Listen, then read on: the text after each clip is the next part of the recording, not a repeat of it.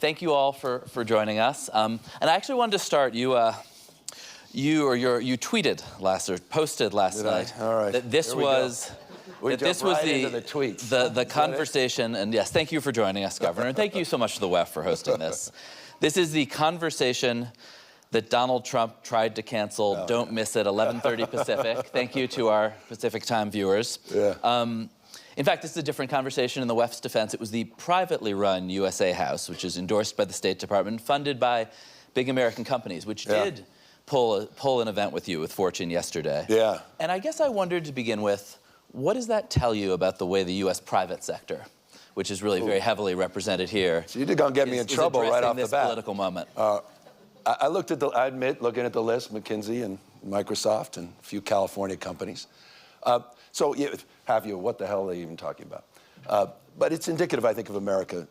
For those of you who are not American, it gives you a sense of what we're up against and what's happening across my country and what happened here in Davos. I was going to speak last night. It was a well-established event at the USA House. Simple conversation, discussion. After Trump's speech, they made sure that I didn't. They made sure it was canceled. And that's what's happening in the United States of America. Freedom of expression, freedom of assembly, freedom of speech. It's America in reverse. They're censoring historical facts. They're rewriting history.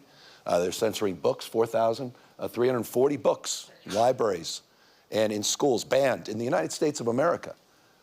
You're watching institutions. Any institution of independent thinking is under assault and attack by the Trump administration. You're seeing what's playing out in the streets of American cities, what played out in California, the second largest city in the United States of America. 4,000 National Guard were federalized. 700 active duty Marines were not sent overseas. They were sent to my largest city in the state of California. Masked men.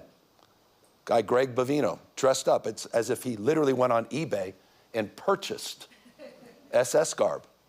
Greg Bovino, secret police, private army, masked men, people disappearing quite literally, no due process, windows being smashed, seatbelts on, being, literally just sort of cut off, people dragged in the streets, kids separated from families, knocking on doors, racially profiling American citizens. So is it surprising the Trump administration didn't like my commentary and wanted to make sure that I was not allowed to speak?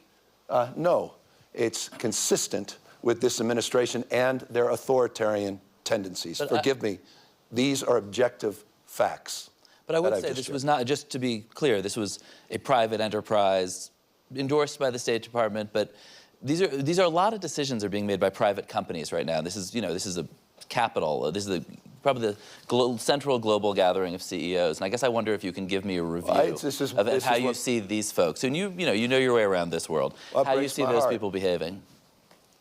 Society becomes how we behave. We are our behaviors. We're not bystanders in this world. The world we're experiencing happened on our watch.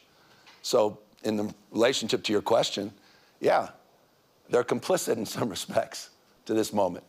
And forgive me, you brought up a tweet, but part of my approach has been a little more aggressive than perhaps a lot of American politicians. I created a Patriot site. On the site, you can go. There are knee pads that are available to purchase. The last round of knee pads sold out, just as our law firms are selling out. Many American universities are selling out. And yes, many corporate leaders are selling out to this administration, selling out our values, selling out our future, selling out what makes America great. And it breaks my heart. And people need to stand up. People need to, courage of their damn convictions. We're the 250th anniversary of the United States of America this year. It's a 250th anniversary. The best of the Roman Republic, Greek democracy, co-equal branches of government, the rule of law, popular sovereignty. Tell me that reflects the America you read about today.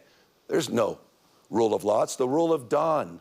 I hope for Europeans, it's dawning on you. It's not the rule of law. You don't have co-equal branches of government. You have a supine Congress. You don't have a Speaker of the House. It doesn't exist. Popular sovereignty being challenged every single day by voter suppression, trying to rig elections. I mean, heck, Donald Trump tried to steal the election, the last election, tried to light democracy on fire, and then pardoned everyone that participated in that. Is anyone paying attention to what the hell is going on in the United States of America?